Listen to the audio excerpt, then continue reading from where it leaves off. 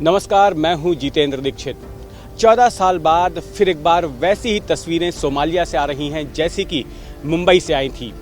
26 नवंबर 2008 को मुंबई में एक बड़ा आतंकी हमला हुआ था जिसमें समुद्र के रास्ते अजमल कसाब और उसके 9 साथी पाकिस्तान से मुंबई पहुंचे थे और यहां पर उन्होंने अगले 59 घंटों तक खून खराबा किया था। उनके निशाने पर मुंबई के कई सार्वजनिक ठिकाने थे, जिनमें से कि 2 7 सितारा होटल भी थे, होटल ओबराय ट्राइडेंट और ये होटल ताज, जो कि दक्षिण मुंबई के कुलाबा इलाके में है। जो सोमालिया में हमला हुआ है और 26 नवंबर 2008 को जो मुंबई में हमला हुआ था, उनमें मैं 7 समानताएं देखता हूं। उन हमलों को मैंने कवर किया था और सबसे पहले एक एक करके मैं आपको समझाता हूं कि ये 7 समानताएं कौन सी हैं। तो पहली समानता ये है कि सोमालिया के हमले में भी जो आतंकी आए हैं वे फिदाइन हैं और मुंबई हमले के लिए भी जो 10 आतंकी उतरे थे वे भी फिदाइन थे। यानी कि ये तमाम लोग मरने के लिए ही, मरने की तैयारी के साथ में, पूरी ट्रेनिंग के साथ यहाँ पर पहुँचे थे और इन्होंने मुंबई पर हमला किया था। और जिन ठिकानों पर हमला किया था उनमें सबसे प्रमुख ठिकाना ये ताज होटल था, जहाँ पर कि बड़ी देर तक 59 घंटों तक ऑपरेशन चला था।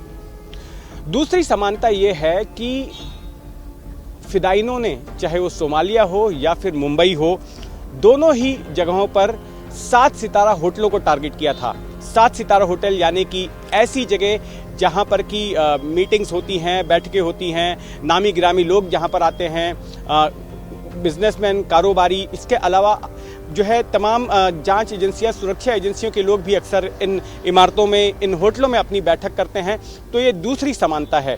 और तीसरी समानता ये है कि दोनों ही ठिकानों पर एक्सप्लोजिव्स का, यानी कि विस्फोटकों का इस्तेमाल किया गया।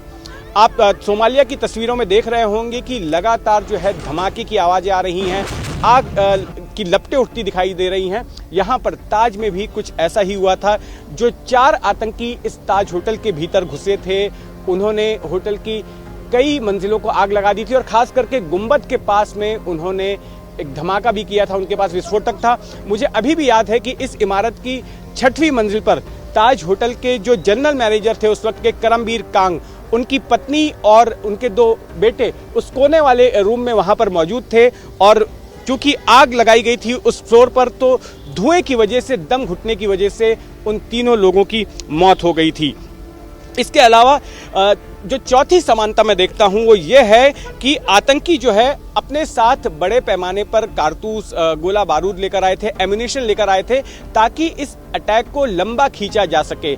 आप देख सकते हैं कि कई घंटों से जो है सोमालिया में संघर्ष चल रहा है सुरक्षा एजेंसियों के बीच में और आतंकियों के बीच में। और ऐसी समानता मुंबई की भी थी। मुंबई में जो आतंकी हमला हुआ था, खास करके जो ताज का ऑपरेशन था, वो 59 घंटों तक चला था।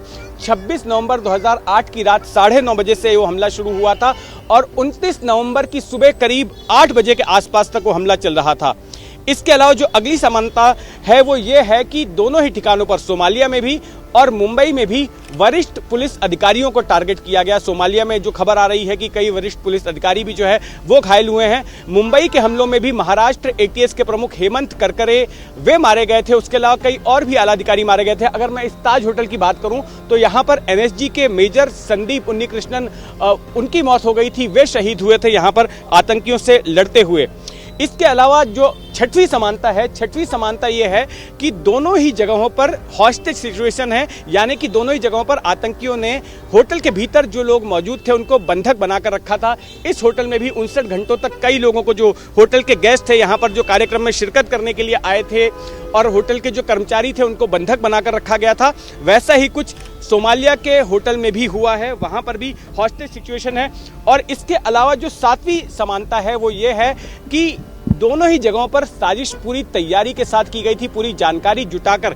अगर मुंबई की मैं बात करूं तो मुंबई में डेविड कॉलमैन हेडली नाम का एक अमेरिकी, पाकिस्तानी मूल का अमेरिकी नागरिक, वो कई बार मुंबई आया था। उसने तमाम जानकारी जुटाई थी और उसके बाद में हमले की साजिश रची गई थी। तो वैसा ही कुछ सोमालिया के मामले में भी नजर आ रहा है। सोमालिया में भी जो हमला हुआ है वो भी पूरी तैयारी के साथ, पूरा होमवर्क करने के साथ उन आतंकियों को जानकारी थी कि सुरक्षा और खुफिया एजेंसियों की एक बैठक होटल के अंदर चल रही थी और उसी वक्त उन्होंने हमला किया।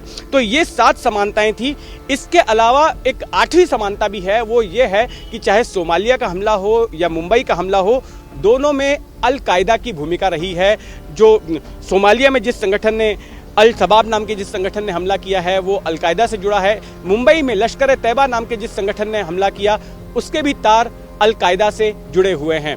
तो ये मैंने आपको वो समानताएं बताई जो 26 नवंबर 2008 को मुंबई के आतंकी हमले में थी और जो सोमालिया के हमले में देखी जा रही हैं। कैमरामैन योगेंद्र गुप्ता के साथ जितेंद्र दीक्षित, मुंबई।